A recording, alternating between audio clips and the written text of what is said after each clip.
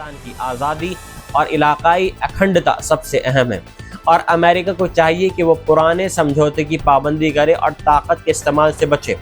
انہوں نے کہا کہ امریکہ کو پچھلی ناکام پالیسیوں کو دہرانے کے بجائے حقیقت اور عقل مندی کی راہ اپنانی چاہیے۔ آپ کو یاد دلا دیں کہ بگرام ایئر بیس کابل سے تقریباً 50 کلومیٹر دور ہے، اور امریکہ نے اپنے 20 سالہ جنگ کے دوران اسے سب سے بڑے فوجی اڈے کے طور پر استعمال کیا ہے، جہاں ہزاروں قیدیوں کو بنا مقدمہ چلائے سالوں تک رکھا گیا ہے اور کئیوں کے ساتھ تشدد بھی کیا گیا ہے۔ 2021 میں امریکہ کے افراتفری والے انقلاب کے بعد طالبان نے اس بیس پر قبضہ کر لیا تھا، اور ٹرمپ نے حال کے دنوں میں بار بار اس بیس کو واپس لینے میں دلچسپی دکھائی۔ انہوں نے کہا کہ یہ جگہ چین کی نیوکلیئر تیاریوں کے علاقے سے بس 1 گھنٹے کی دوری پر ہے، اور امریکہ اسے پھر سے حاصل کرنا چاہتا ہے، لیکن افغان حکام کا کہنا ہے کہ ان کی سرزمین کا 1 انچ بھی سودا نہیں کیا جا سکتا۔ افغان وزارت خارجہ کے عہدیدار ذاکر جلالی نے کہا کہ افغان کبھی بھی اپنی سرزمین پر کسی بھی ودیشی فوج کو قبول نہیں کریں گے۔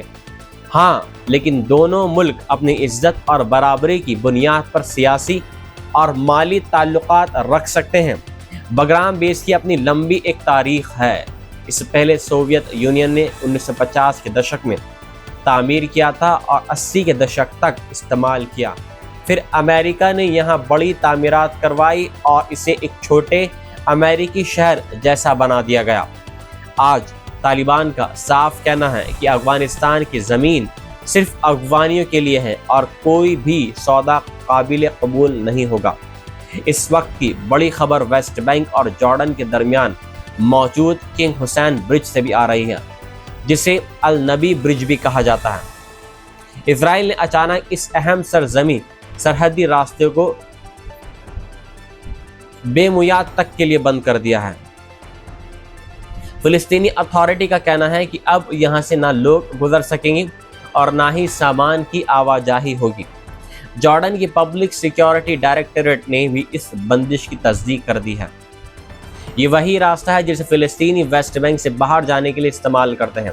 یہاں سے گزرنا ہی ان کی دنیا سے جوڑنے کا تقریباً اکلوتا ایک ذریعہ ہے، کیونکہ باقی سارے راستے اسرائیلی قبضے اور کنٹرول میں ہیں۔ اس پل کو حال ہی میں کچھ دن کے لیے کھولا گیا تھا، لیکن پچھلے ہفتے ایک جارڈن کے شہری نے یہاں ایک ہیومینیٹیرین